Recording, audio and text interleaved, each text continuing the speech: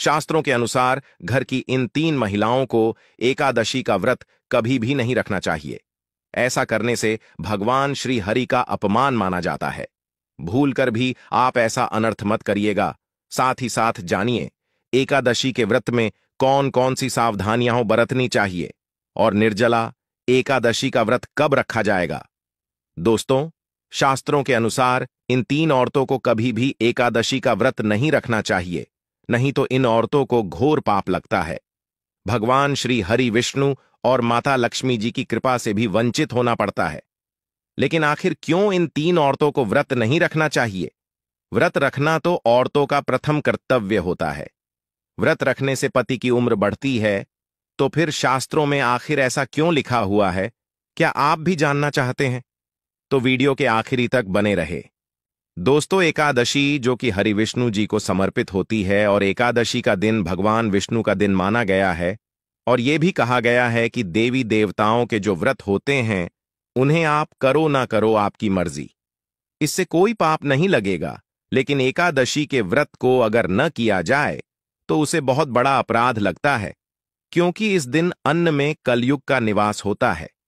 शास्त्रों में स्पष्ट रूप से बताया गया है कि जो व्यक्ति इस निर्जला एकादशी के व्रत को भली भांति पूरा कर लेता है तो भगवान श्री हरि उसके सारे कष्टों को हर लेते हैं। आप चाहे कितने भी गरीब क्यों ना हो, श्री हरि आपको सभी कष्टों से बाहर निकाल लेते हैं। लेकिन ये व्रत आपको सच्ची श्रद्धा से ही रखना है। अगर सच्ची श्रद्धा न हो तो आप इस व्रत को भूल जाएं, क्योंकि शास्त्रों में इस व्रत को अहम भूमिका दी गई है। इस व्रत को करने वाला व्यक्ति माता लक्ष्मी की कृपा पाता है। लेकिन इसी के साथ ही क्या आप जानते हैं, घर में ऐसी 3 महिलाएं होती हैं जिन्हें एकादशी का व्रत गलती से भी नहीं रखना चाहिए। श्री हरि हो जाते हैं क्रोधित, माता लक्ष्मी रुष्ट हो जाती हैं। दोस्तों, आप ऐसा पाप कभी मत करना, नहीं तो आपको नरक में भी जगह नहीं मिलेगी। तो चलिए जानते हैं दोस्तों। नंबर 1, क्या तलाकशुदा औरत एकादशी व्रत रख सकती है? दोस्तों, ये व्रत सच्ची श्रद्धा और भक्ति भाव से किया जाता है। पुराणों में बताया जाता है कि पति पत्नी मिलकर जब व्रत को पूरा करते हैं तो कई शक्तियां एक साथ जुड़ जाती हैं और बन जाता है महाशुभ संयोग। ऐसे में पुराणों में बताया जाता है कि दोनों पति पत्नी अगर किसी कारणवश अलग हो गए हैं और ऐसी स्थिति में आप पति से अलग होकर एकादशी का व्रत करती हैं तो महालक्ष्मी का अपमान माना जाता है, क्योंकि यह व्रत भक्ति भाव और प्रेम को दर्शाता है। ऐसे में अगर आप अपने पति से अलग होकर एकादशी का व्रत करती हैं तो इसे पाप माना जाता है। भगवान श्री हरि क्रोधित हो जाते हैं और आपका व्रत भंग हो जाता है। इसीलिए तलाकशुदा महिला एकादशी का व्रत कभी ना करे। व्रत आप तभी करें जब आप अपने पति के साथ प्रेम भाव से रह रही होती हैं। क्रोध में आकर पति से अलग होकर इस व्रत को नहीं किया जाता, क्योंकि इस व्रत में मुख से गाली देना भी पाप माना जाता है। नंबर 2, क्या मासिक धर्म में एकादशी व्रत किया जा सकता है? हिंदू वैदिक रीति रिवाजों के अनुसार मासिक धर्म के दिनों में महिलाओं को धार्मिक कार्यों से दूर रहना चाहिए। इन दिनों में महिलाओं को मंदिर जाने की इजाजत नहीं होती। साथ ही साथ पूजा पाठ का सामान और मूर्ति को हाथ लगाना भी अशुभ माना जाता है। जी हां दोस्तों, ये तो सही है कि मासिक धर्म के समय महिलाओं को पूजा पाठ इत्यादि करने से मना किया जाता है। लेकिन अगर व्रत के बीच किसी महिला को मासिक धर्म आ जाए तो व्रत तोड़ने की कोई आवश्यकता नहीं है। आप पूजा पाठ से दूरी बना करके सभी नियमों का पालन कर सकती हैं। पूजा पाठ से दूरी बनाकर अन्य नियमों का ठीक वैसे ही पालन करें जैसे कि सामान्य दिनों में करती हैं। ऐसे में आप पूजा पाठ किसी दूसरे से करा सकती हैं। इससे भी आपको व्रत का उतना ही फल मिलेगा जो शास्त्रों में बताया गया है, क्योंकि यह प्रकृति का चक्र है। इसमें इंसान का कोई हाथ नहीं होता और ना ही इसमें कुछ गलत है। किसी भी कार्य या ईश्वर के प्रति आस्था इंसान के मन और विचारों से जुड़ा हुआ है। शरीर तो महज एक जरिया है।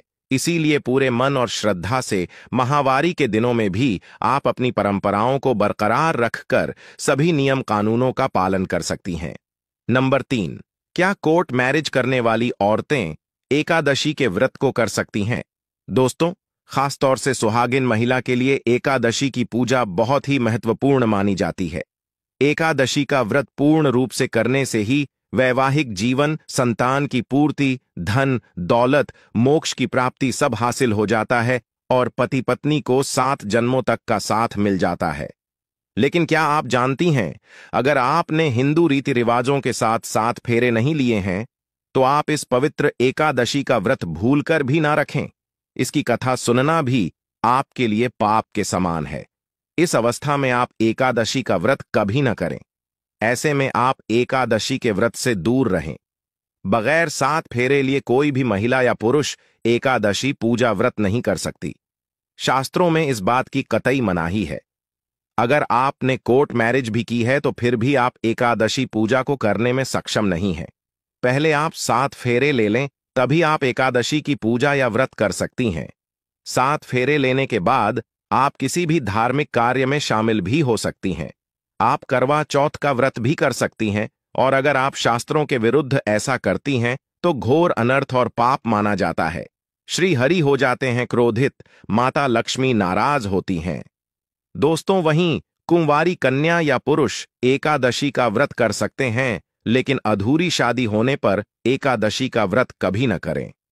दोस्तों, अगर आपको भगवान विष्णु और माता लक्ष्मी जी की कृपा पाना है, तो आपको एकादशी व्रत की कुछ सावधानियां आपको जरूर जाननी चाहिए। ये गलतियां आप कभी न करें। नंबर 1, एकादशी के दिन अगर आपको क्रोध आ जाए तो आप उसी क्षण पाप के भागीदार बन जाते हैं। इस दिन मधुर वचन बोलने चाहिए। इस दिन किसी का अनर्थ ना सोचे। नंबर 2, अगर आपके पड़ोस में भी किसी ने एकादशी का व्रत रखा है तो ऐसे में पड़ोसियों को भी मांस, मदिरा, लहसुन, प्याज, मसूर की दाल आदि का सेवन भी नहीं करना चाहिए। नंबर 3, इस दिन आपको ब्रह्मचर्य का पालन करना चाहिए। संबंध नहीं बनाना चाहिए, नहीं तो नरक में भी स्थान नहीं मिलेगा। नंबर 4, इस दिन आपको ब्रश आदि नहीं करना चाहिए, बल्कि नियम की टहनी से दांत साफ करना चाहिए। नंबर 5, यदि यह संभव हो तो पानी से कुल्ला करने के बाद फिर स्नान आदि करें। मंदिर में जाकर गीता पाठ करें या पुरोहित जी से गीता पाठ कर श्रवण करें।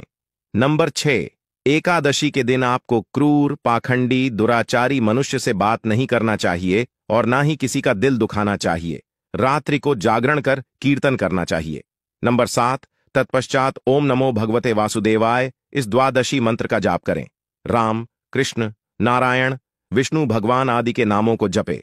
नंबर 8, भगवान विष्णु का स्मरण कर प्रार्थना करें और कहें कि हे त्रिलोकीनाथ, मेरी लाज आपके हाथ है, अतः मुझे इस प्रण को पूरा करने की शक्ति प्रदान करें।